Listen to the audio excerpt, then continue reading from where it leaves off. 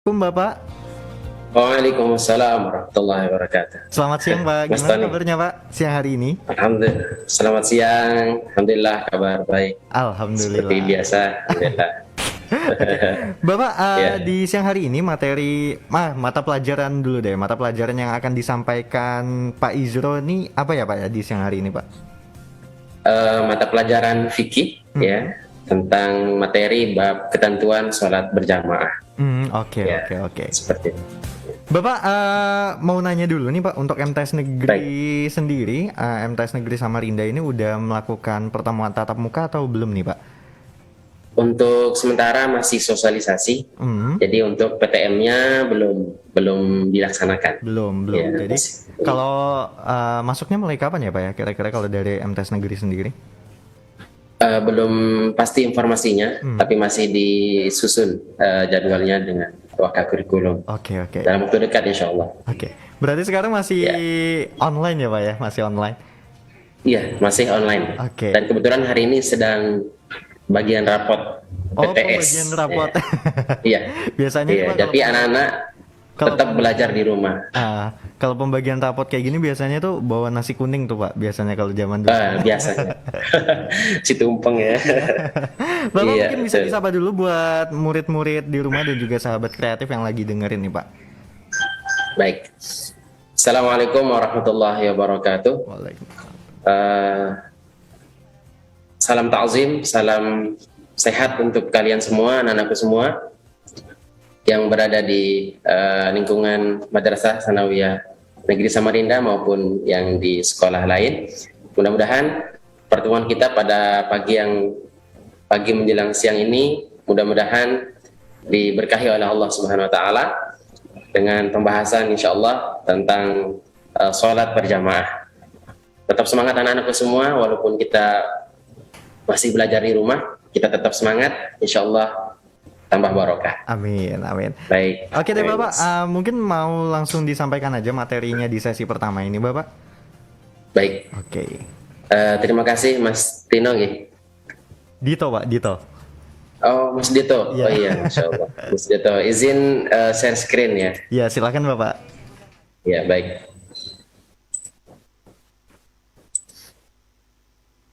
Bismillahirrahmanirrahim.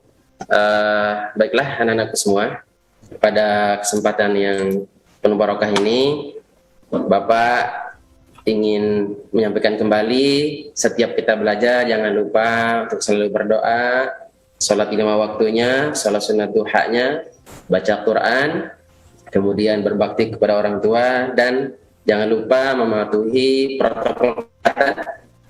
Dan mudah-mudahan pandemi ini cepat berlalu sehingga kita bisa tatap muka seperti biasa di kelas.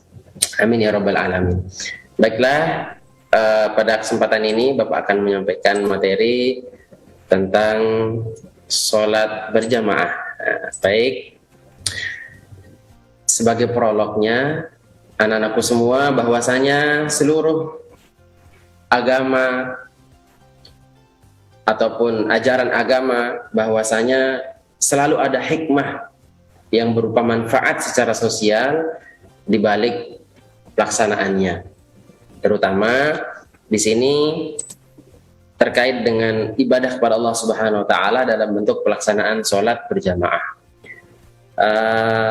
Kepatuhan kita kepada Allah Subhanahu wa taala dalam menjalani sholat berjamaah, menjalani segala perintahnya, lalu kita lakukan dengan sungguh-sungguh dan penuh penghayatan, berarti kita telah mempersiapkan diri untuk menjadi pemimpin di masa depan.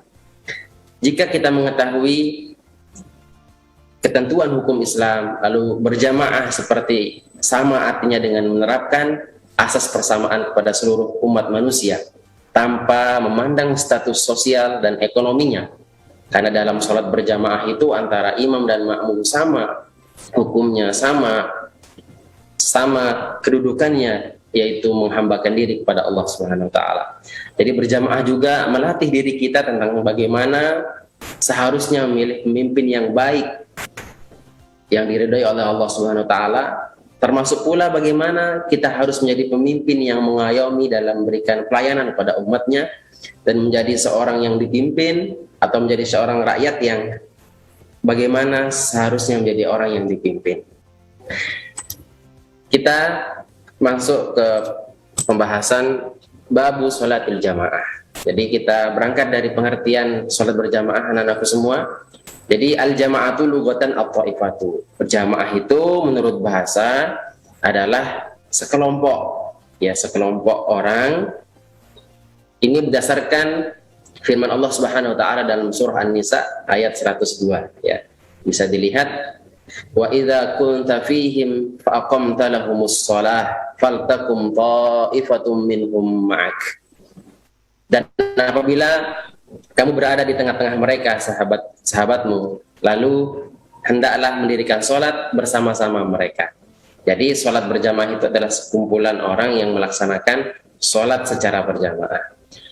Wa syar'an, dan menurut pengertian secara syariat Islam, bahwasanya sholat berjamaah itu adalah rabtu sholatil ma'mumi bi sholatil imam. Terikatnya sholat makmum dengan mengikuti gerak-gerik daripada sholatnya imam. Itu secara pengertian istilah. Lalu minimal dikatakan sholat berjamaah itu imamun wa ma'mumun.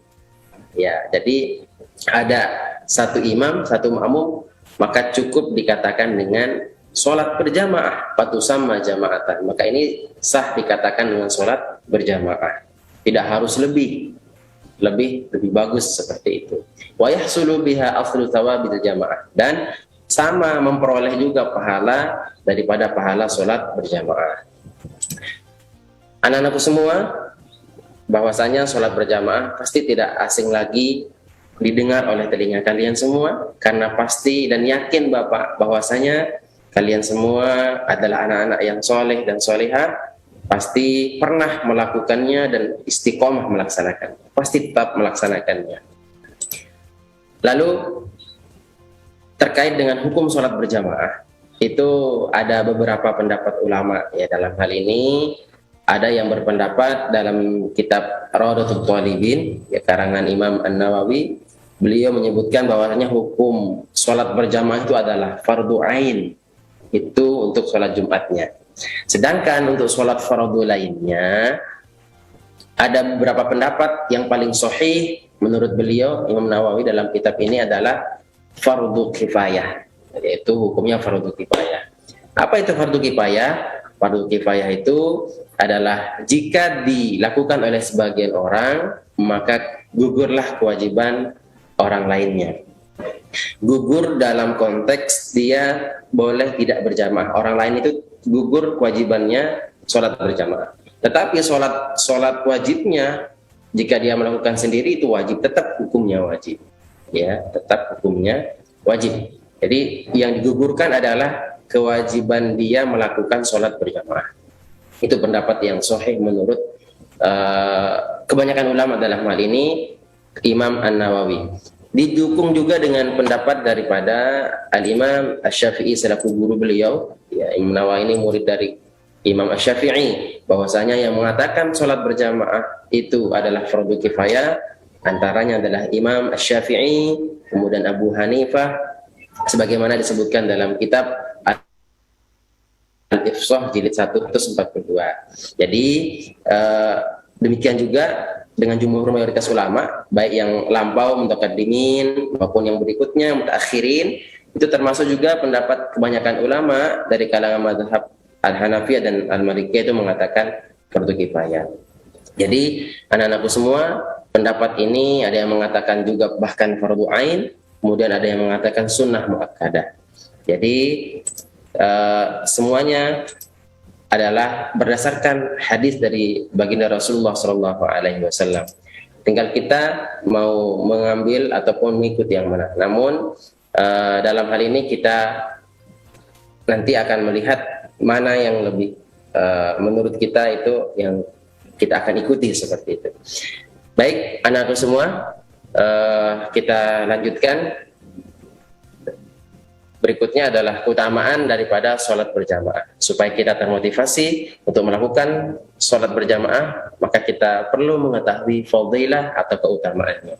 Mungkin sebelum Bapak lanjutkan akan ada sedikit iklan dari RRI Pro 2 Samarinda. Terima kasih. Oke, baik Bapak. Oke, sahabat kreatif, nanti kita bakalan lanjutin lagi di materi selanjutnya di sesi 2 nih sahabat. Buat kamu yang pengen tanya-tanya tentang materi di siang hari ini, boleh banget gabungan aja langsung di Facebook kita di RRI spasi Pro 2 spasi Samarinda.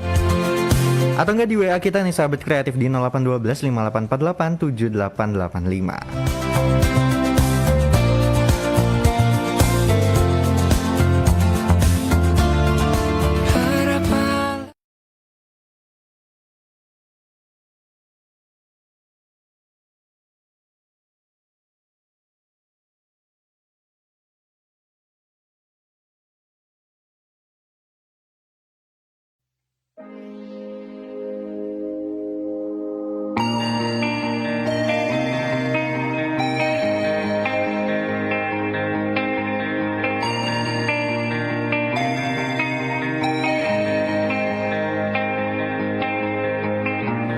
Ini saat yang tepat untuk tetap sehat, lindungi diri kita dan keluarga.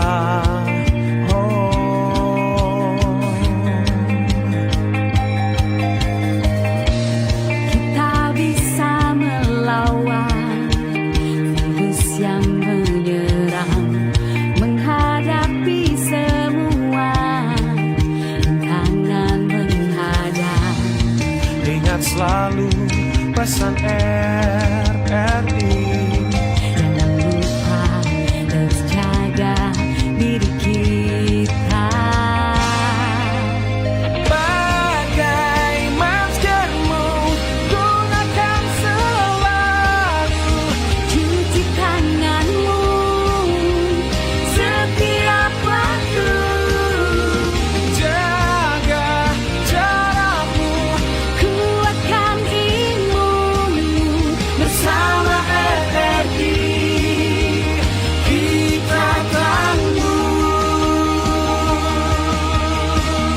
Jangan lupa ya, selalu pakai masker, jaga jarak, cuci tangan pakai sabun, hindari kerumunan dan siap divaksin. Kita tangguh.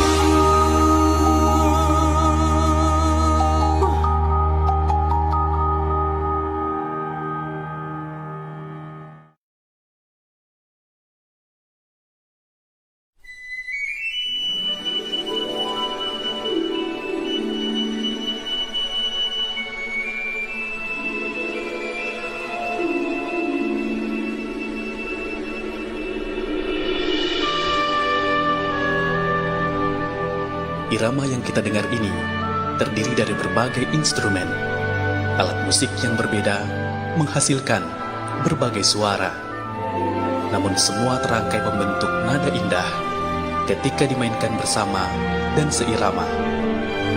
Begitulah Indonesia, terdiri dari sejuta perbedaan. Berbeda suku, agama, ras, adat istiadat dan golongan. Namun hal itu pula lah yang menjadikan Indonesia kaya. Satukan segala perbedaan untuk menghasilkan harmoni Indonesia Raya. Saya Islam, saya Indonesia. Saya Katolik, saya Indonesia. Saya Kristen, saya Indonesia.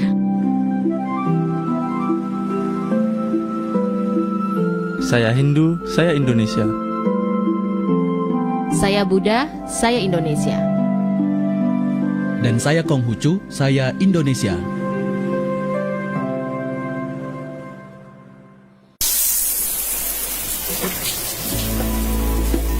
Hai, aku Tangan. Akhir-akhir ini, aku sering banget mandi. Katanya sih, gara-gara virus corona. Padahal ya, gak cuma virus itu. Banyak infeksi penyakit lain yang mau nyerang aku. Diare, muntaber, flu, banyak deh. Tahu nggak sih, masih banyak juga yang nyiram aku cuma pakai air doang. Itu sih nggak mempan buat ngusir bakteri yang nempel. Tapi dulu ya, sebelum abad ke-19, orang-orang di kalangan medis suka ngetawain aku kalau mandi. Katanya sih mereka percaya kalau infeksi penyakit itu datangnya dari bau busuk yang namanya miasmas. Baru di pertengahan abad ke-19, mereka percaya setelah ngeliat Dr. Ignaz Semmelweis dari Hungaria yang mandiin aku pakai sabun sebelum dan sesudah memeriksa pasien. Hasilnya, tingkat kematian ibu melahirkan yang dulunya tinggi akibat infeksi. Belajar seru, belajar di Pro 2 Samarinda barengan sama Bapak Izro Zainuddin nih sahabat kreatif yang akan menyampaikan mata pelajaran fikih di siang hari ini. Oke Bapak, halo. Oke, siap ya Pak ya buat lagi di materi sesi kedua ini. Baik, siap. Oke, silakan Bapak dilanjutkan. Baik, kita lanjutkan keutamaan daripada sholat berjamaah. Ya. Jadi, fadluha kabirun. Ya, keutamaannya sangat banyak sekali daripada fadilah sholat berjamaah. Salah satu hadis yang sering bahkan kalian sudah menghafalnya, bahwasanya disebutkan inna sholatal jama'ati ta'dilu 25 min sholatil fardhi. Sesungguhnya sholat berjamaah itu adalah lebih besar pahalanya, sejajar dengan 25 derajat daripada sholat sendirian. Di sini banyak sekali fawaiduha, keutamaan, faidah-faidahnya banyak sekali. Di sini Bapak sebutkan ada 6. Yang pertama, al-'idqu wan najatu minan nar. Pertama, bagi orang yang sering melaksanakan sholat berjamaah itu akan bebas dan selamat daripada api neraka. Yang kedua, as-salamatu minan nifaq, selamat daripada penyakit namanya nifaq. Nifaq itu adalah munafik. Orangnya disebut munafik. Dia berkata selalu dusta, berjanji tidak pernah menepati, dan apabila dikasih atau dipercayakan, maka dia tidak amanah. Itu orang munafik. Bagi orang yang sering berjamaah, sholat berjamaah, maka dia akan selamat dari penyakit daripada nifaq ini. Yang ketiga, keutamaannya adalah qabulus shalah. Qabulus shalah, diterimanya sholat kita, ya. Kemudian yang keempat, maghfiratuz dzunub. Yang akan keempat, keutamaannya sholat berjamaah adalah diampuni dosa-dosa orang yang berjamaah tersebut. Yang kelima, al-ajrul azim. Balasannya, pahalanya sangat besar di sisi Allah Subhanahu wa taala. Yang keenam, daf'ul waswasi wal hifzu minasyaitan. Yaitu terhindar daripada keraguan dan terpelihara dari godaan setan. Nah, itu diantara keutamaan sholat berjamaah. Nah, di sini anak-anakku semua ada 2 hadis yang sering kita hafal ketika mengenai sholat berjamaah. Yaitu hadis pertama mengatakan sholatul jama'ati tafdalu sholatal fardhi bi 27 darajah. Sholat berjamaah itu lebih utama daripada sholat sendirian dengan keutamaan 27 derajat. Tadi saya menyebutkan di awal mengatakan 25 derajat. Hadisnya di bawah bisa dilihat. Inna sholatal jama'ati ta'dilu 25 min sholatil fardhi. Lalu bagaimana kita mensinkronkan hadis ini? Di atas juga hadis, di bawah pun hadis. Di atas mengatakan keutamaannya 27 derajat. Yang di bawah mengatakan 25 derajat, 25. Maka oleh Sayyid Alawi Abbas Al-Maliki Al-Hasani, beliau dalam kitab syarah daripada Bulughul Maram, Ibanatul Ahkam, menyebutkan bahwasanya pahala 27 derajat itu diperoleh pada sholat-sholat yang jahar atau sholat yang dibaca nyaring bacaannya ketika dilakukan. Sholat apa itu? Sholat subuh, sholat maghrib, dan sholat isya. Maka pelaksanaan sholat berjamaah yang kita lakukan pada 3 waktu ini, subuh, maghrib, dan isya, itu pahalanya setara dengan 27 derajat. Sedangkan pahala 25 derajat itu diperoleh pada sholat berjamaah waktu sholat yang sir atau sholat yang tidak nyaring bacaannya, yaitu sholat zuhur dan sholat asar. Jadi 2 hadis ini sahih, benar, Namun penempatan keutamaannya itulah tempat sedikit ada bedanya. 27 derajat untuk sholat yang jahar, 25 derajat untuk sholat yang sir. Begitu. Kemudian disebutkan juga keutamaan sholat berjamaah adalah terutama dilaksanakan di masjid, yaitu masjid menjadi tempat yang utama sholat berjamaah. Sebagaimana hadis baginda Rasulullah Muhammad SAW, "Basyiril masya'ina fi zulami ilal masjidi bin nuri tami yaumal qiyamah." Berilah kabar gembira, ya, bahwasanya orang yang sering berjalan menuju masjid untuk melaksanakan ibadah sholat berjamaah pada saat gelap, maka di hari kiamat nanti Allah akan menerangi seterang-terangnya bagi orang yang sering berjalan ke masjid dalam keadaan gelap suasananya. Allah ganti dengan cahaya yang terang benderang. Inna azaman nasi ajran fis salati ab'aduhum ilaiha mamshan. Sesungguhnya pahala orang yang besar pahala, tergantung pahalanya, yaitu besar pahalanya orang yang berjalan menuju masjid tergantung daripada jauhnya langkah kaki yang dia tempuh. Jadi semakin jauh semakin besar pahalanya. Kemudian ini yang sangat menarik anak-anakku semua, yang mengatakan bahwasanya sholat daripada berjamaah sholat berjamaah itu adalah fardu kifayah. Salah satu dalilnya beliau ini, ya, hadis ini, an Abi Hurairah radhiyallahu taala anhu qala ja'a rajulun a'ma ila Rasulillah. Telah datang seorang laki-laki yang buta pada Rasulullah. Di sini maksudnya yang a'ma, yang buta ini adalah Abdullah bin Ummi Maktum namanya, sahabat Nabi yang buta. Salah satu tukang azan Nabi yang sering mengumandangkan azan. Setelah itu baru Bilal.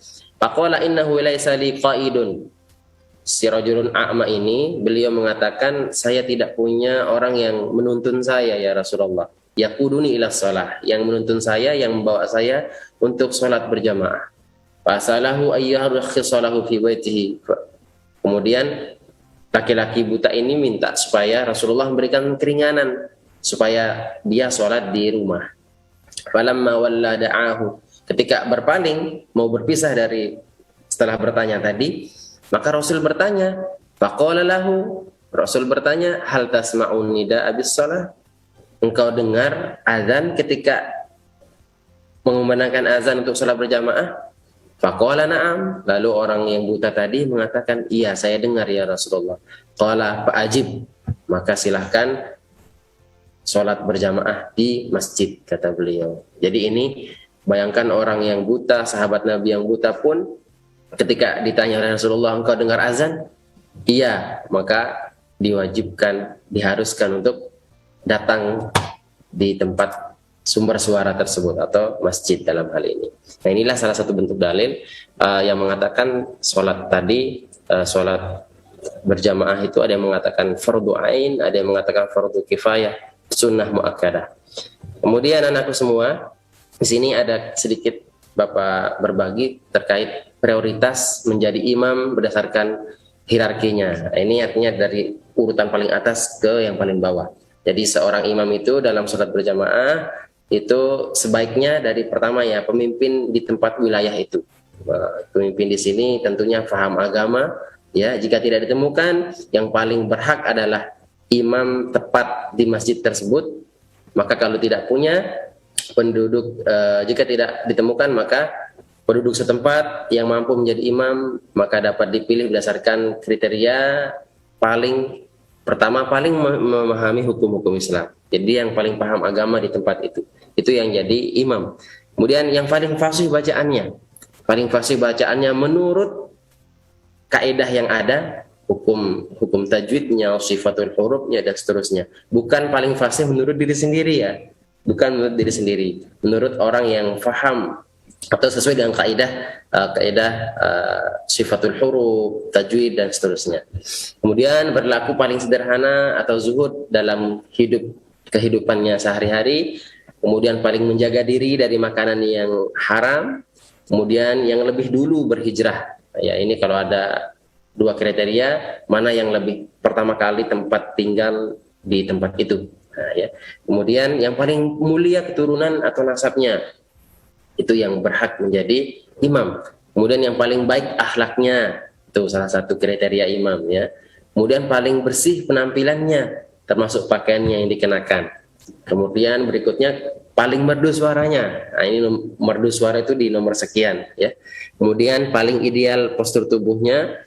Jika seluruh calon imam tidak ditemukan yang ideal atau sebaliknya hampir semuanya ideal, maka didahulukan yang lebih dahulu menikah. Nah, seperti itu. Kemudian anak-anakku semua, kita belajar dari sholat berjamaah itu, keutamaannya belajar berdemokrasi melalui sholat berjamaah. Jadi salah satu hikmah dari posisi imam di depan, kemudian hikmah dari posisi makmum di belakang, tentunya ini menggambarkan bahwasanya seorang sebagai pemimpin harus adil tanpa membeda-bedakan satu dengan lainnya. Ya, kemudian sebagai masyarakat, ya sebagai makmum, maka dia harus taat pada keputusan dari pemimpinnya. Namun tetap terbuka untuk melakukan kritik dan koreksi jika pemimpin melakukan kesalahan. Kepemimpinan adalah amanah dari Allah Subhanahu wa taala dan bukan hanya sekedar berkuasa. Ini hikmah dari posisi imam. Kemudian sebagai pemimpin haruslah menyadari tanggung jawabnya melayani dan berikan keteladanan yang baik kepada masyarakat tentunya. Kemudian posisi makmum, posisi sebagai masyarakat atau warga negara jika merupakan merupakan amanah dari Allah, bukan pemimpin saja, tapi kita selaku yang dipimpin sebagai masyarakat umum merupakan amanah juga dari Allah Subhanahu wa taala yang harus dijaga. Kemudian sholat berjamaah juga menyadarkan bahwasanya kepemimpinan bukanlah kekuasaan yang harus dipertahankan dengan segala cara. Jika memang sudah waktunya diganti, maka harus diterima dengan lapang dada. Nah, maka sebagai penerima tanggung jawab, sebagai makmum, ya sebagai penerima tanggung jawab dari pemimpinan masyarakat atau warga negara seharusnya juga berpartisipasi secara aktif ya. Kemudian sebagai posisi kita sebagai imam, sebagai pemimpin, sholat berjamaah juga memberikan pelajaran arti penting menerima kritik, saran dan masukan perbaikan.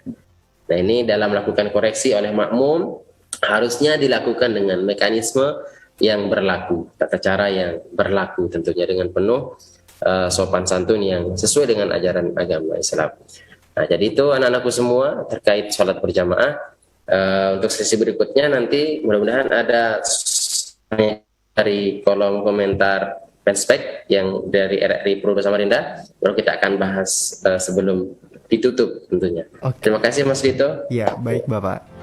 Oke sahabat kreatif, kalau kamu pengen nanya-nanya langsung aja tuh gabungan ke Facebook kita di RRI spasi Pro 2 spasi Samarinda dan juga di WA kita di 0812 5848 7885 sahabat. Stay tune terus di 88,5 FM.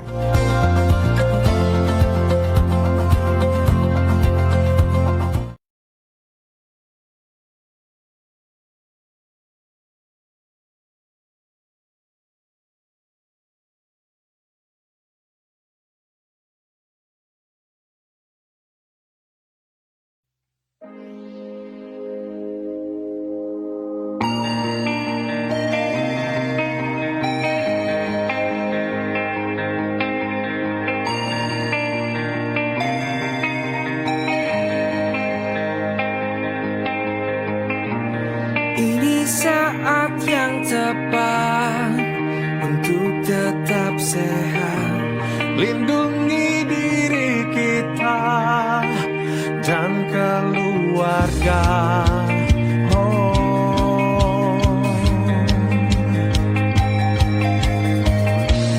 Kita bisa melawan virus yang menyerang, menghadapi semua rintangan menghadap.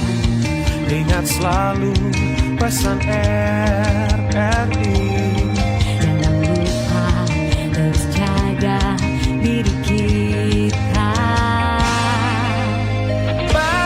pakai maskermu, gunakan selalu.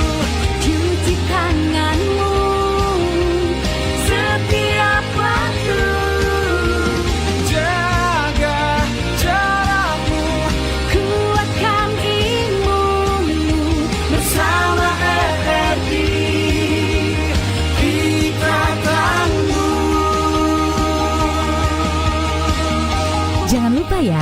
Selalu pakai masker, jaga jarak, cuci tangan pakai sabun, hindari kerumunan dan siap divaksin. Kita tangguh.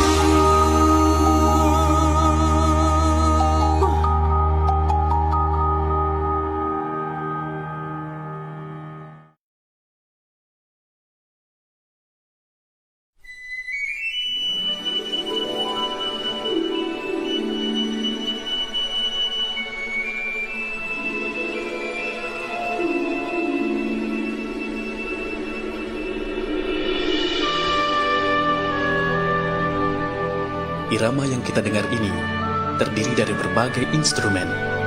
Alat musik yang berbeda menghasilkan berbagai suara. Namun semua terangkai membentuk nada indah ketika dimainkan bersama dan seirama. Begitulah Indonesia, terdiri dari sejuta perbedaan. Berbeda suku, agama, ras, adat istiadat dan golongan. Namun hal itu pula lah yang menjadikan Indonesia kaya. Satukan segala perbedaan untuk menghasilkan harmoni Indonesia Raya. Saya Islam, saya Indonesia. Saya Katolik, saya Indonesia. Saya Kristen, saya Indonesia.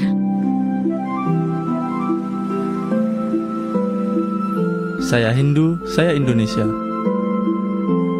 Saya Buddha, saya Indonesia. Dan saya Konghucu, saya Indonesia.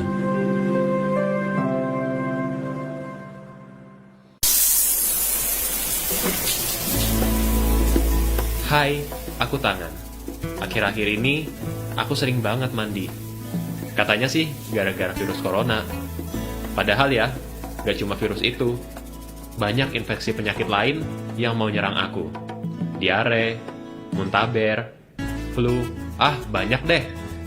Tahu nggak sih, masih banyak juga yang nyiram aku cuma pakai air doang. Itu sih nggak mempan buat ngusir bakteri yang nempel.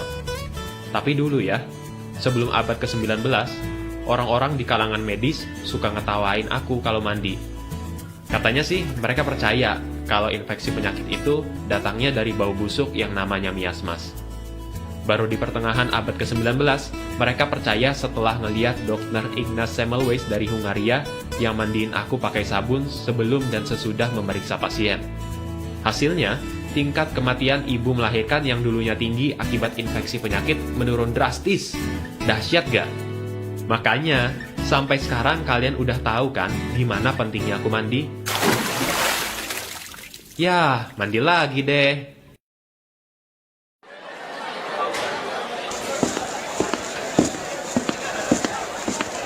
Duh, apa sih?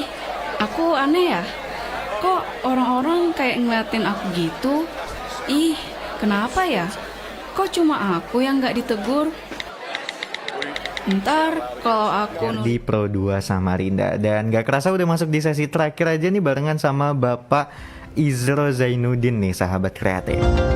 Buat kamu yang mau nanya-nanya boleh banget langsung aja gabungan ke Facebook kita di RRI spasi Pro 2 spasi Samarinda, atau enggak di Twitter di @pro2samarinda, di Instagram kita di RRI Pro 2 Samarinda sahabat, dan di WA kita di 0812 5848 7885. Halo Bapak. Ya, Oke. Sambil saya cek ya Bapak ya, ini siapa aja yang bertanya nih di Facebook kita nih Pak. Ya.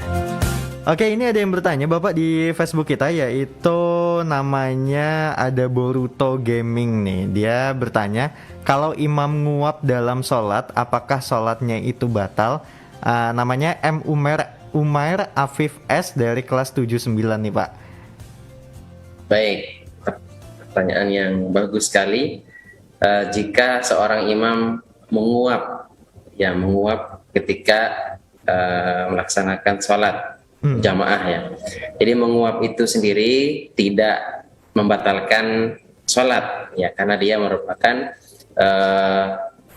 bahasa tubuh yang spontanitas, tidak sengaja. Kecuali gini, menguapnya sengaja dalam konteks bersuara.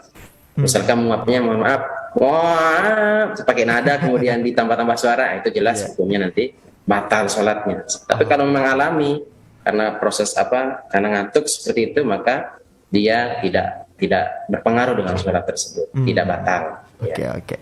Jadi jawabannya tidak batal ya Pak ya kalau tidak disengaja itu tadi. Oke. Selanjutnya Bapak ada juga nih pertanyaan dari Raffi Ahdan. Mau bertanya, katanya apa hukumnya meninggalkan sholat tetapi sakit, dan saya mau bertanya apa hukumnya menurut mazhab Syafi'i tentang sholat di pesawat dan kapal, Pak. Baik, pembahasan ini nanti akan kita masuk di bab berikutnya setelah sholat berjamaah ini, sholat dalam keadaan darurat atau dalam keadaan tertentu seperti itu. Insya Allah nanti akan kita mendalam pembahasannya itu pada babnya. Namun saya jawab tadi, yang pertanyaan pertama Mas, apa tadi? Pertanyaan pertama, apa hukumnya meninggalkan sholat tetapi sedang sakit, itu Pak? Sakit. Pertama. Iya, itu juga termasuk akan pembahasan di situ ya. Jadi kami yang jelas kalau dalam keadaan sakit seperti itu boleh tidak sholat. Namun bagaimanapun dia harus melakukan sholat. Nah, sholatnya nanti namanya sholat hormatan lil waktu, hormat waktu. Hormat waktu itu kalau dia tidak bisa wudu, tidak bisa tayamum, maka tetap dia wajib sholat sekalipun tidak ada wudunya. Dalam konteks ini sholatnya hormat waktu. Setelah sembuhnya nanti, maka dia harus qadha sholatnya seperti itu. Itu gambaran awalnya. Nanti kita akan bahas lebih di babnya seperti itu. Oh, oke. Baik Mas. Gitu. Selanjutnya ada juga nih, ini lumayan banyak juga nih Pak yang tanya di Facebook kita nih Pak. Pasukan dari MTs Negeri banyak juga ya Pak ya. Insyaallah. Ada pertanyaan. Kalau bisa Mas, disaring saja pertanyaannya yang berkaitan dengan sholat berjamaah atau yang spesifik pembahasan kita seperti itu ya. Oke, Bapak. Ini ada pertanyaan dari Umul Karimah, katanya jika imam batal sholatnya, apakah makmumnya juga batal, Pak? Baik, dalam konteks ini imam batal sholatnya, misalkan batal karena mohon maaf ada sesuatu atau ada najis yang tiba-tiba menjatuhi tubuhnya, ataupun mohon maaf dia kentut lah bahasanya ya, imam itu mengeluarkan angin, maka spontanitas imam itu batal. Lalu bagaimana dengan makmum? Makmum tidak langsung batal. Makmum tidak batal. Artinya si imam boleh meninggalkan tempat diganti oleh makmum di belakang. Maka dalam hal ini begitu batal imam sholatnya, apakah makmum semuanya batal? Tidak. Dalam hal ini tidak, karena imam saja yang batal. Nah, maka digantilah oleh posisi makmum yang paling di belakang imam. Itu maju sebagai pengganti imam tadi. Nah, itu posisi imam tidak harus namanya harus jadi pemimpin seperti tadi yang saya bahas tadi. Ada kalanya diganti seperti itu. Iya Bapak. Ya. Pak, ini di WA kita ada juga di 081258487885 dari Tio nih Pak. Dia mau nanya, Bapak, saya mau bertanya, saya pernah sholat jamaah di masjid tapi telat, dan saya niatnya itu mau ngikut jamaah ke orang lain. Saya tepuk pundaknya, ternyata dia sedang sholat sunnah Pak. Nah itu gimana hukumnya?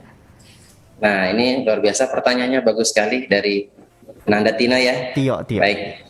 Tio. Iya Pak. Jadi terkait ini sholat berjamaah itu saya sedikit kembali bahwasanya ada namanya sholatnya muafik dan ada masbuk. Nah muafik ini makmum yang bersama dengan imam dari sejak awal takbiratul ihram sampai salam. Nah kalau makmum yang masbuk itu makmum yang baru datang, telat datang, ya terlambat datang, menjumpai imam sudah ruku atau sudah sujud dan seterusnya, itu namanya makmum yang masbuk namanya. Nah dalam konteks ini seorang Nanda tadi sholat berjamaah kemudian menepuk pundak orang di belakangnya, di depannya, mau niatnya menjadikan ia sebagai imamnya, lalu ternyata dia sholat sunnah, maka tetap itu terhitung sholat berjamaah. Walaupun orang tersebut sedang sholat sunnah. Nah itu kelebihan daripada sholat berjamaah itu. Kecuali kalau sholat jenazah, itu tidak bisa, karena beda sholatnya. Nah, tapi kalau sholatnya sunnah itu bisa. katakan sholat berjamaah. Itu Nanda, Tio ya. Terima kasih Bapak. Pak, ini pertanyaan dari saya pribadi nih Pak.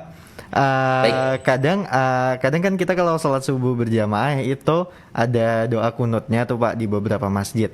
Nah kadang juga sebagai manusia nih Pak, kita lupa tuh kalau kunut, habis itu malah langsung gerakan selanjutnya. Nah itu gimana Pak sikap kita sebagai jamaah itu Pak? Kita tidak ikut kunut ya? Kita atau langsung? Ya lagi kunut nih berdoa, kita malah langsung gerakan selanjutnya, habis itu balik lagi gitu Pak. Itu gimana ya? Oh ya, untuk makmum, karena ini posisinya makmum, maka dia ketika itu tidak sengaja atau dalam konteks lupa ya, sudah spontanitas ruku, kembali lagi tidak apa-apa. Tapi caranya tadi, tapi kalau dia sengaja memang mendahului imam, tidak mau ikut kunut, itu batal itu, batal sholatnya. Itu batal. Karena dia sudah keluar dari koridor syariat tadi, mengikuti imam niatnya, tapi kok nggak jadi gitu ya. Iya. Oke Bapak, itu tadi pertanyaan-pertanyaan di siang hari ini. Sebenarnya masih banyak, tapi yang masuk kriteria sholat jamaah sudah saya bacakan itu tadi Pak. Oke. Pak, mungkin bisa dikasih kesimpulan untuk materi di siang hari ini nih Pak, silakan. Baik, terima kasih anak-anakku semua, bahwasanya materi hari ini sholat berjamaah merupakan materi tambahan, kemudian sebagai motivasi buat kita untuk selalu terus meningkatkan kualitas ibadah kita dengan cara salah satunya berjamaah. Jadi sholat berjamaah seperti yang saya katakan tadi, bahwasanya perbedaan ulama terkait hukumnya, yang jelas kita selaku siswa, selaku manusia yang ingin selalu memperbaiki diri, ingin selalu menambah amal ibadahnya di sisi Allah Subhanahu wa taala, maka tidak salahnya kita memilih hukum yang lebih agak kita bahasakan seperti fardu kifayah gitu, supaya kita lebih semangat lagi. Kalau hanya mohon maaf sunnah muakkadah, nanti akan kita sedikit meremehkan seperti itu. Kenapa enggak sholat berjamaah, kan sunnah? Nah, jadi seperti itu, supaya tidak ada kata-kata seperti itu. Silahkan yang mengatakan sunnah muakkadah, silahkan jalankan, artinya berjamaahnya itu sesuai dengan ketentuan yang ada. Yang mengatakan fardu kifayah juga silahkan, dan yang mengatakan fardu ain, wajib perorangan, juga silahkan, seperti itu.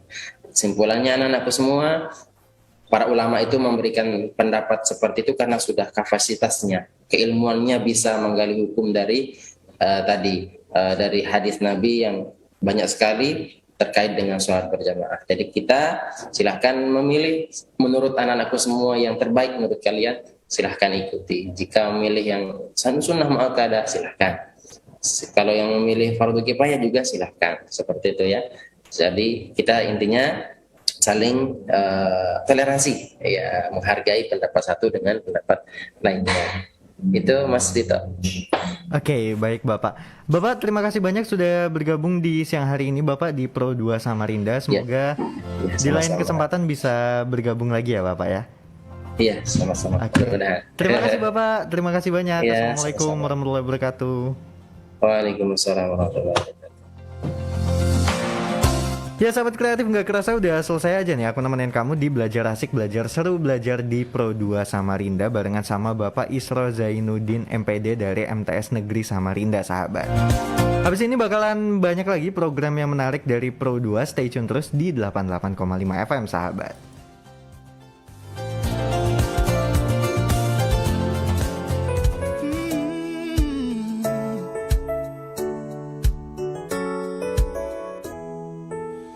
Tiba-tiba ku teringat dirinya dan semua cerita-cerita indah tentangku dan dia. Tiba-tiba dalam hati bertanya, sedang apa dan di mana dia? Masihkah dia menyimpan rasa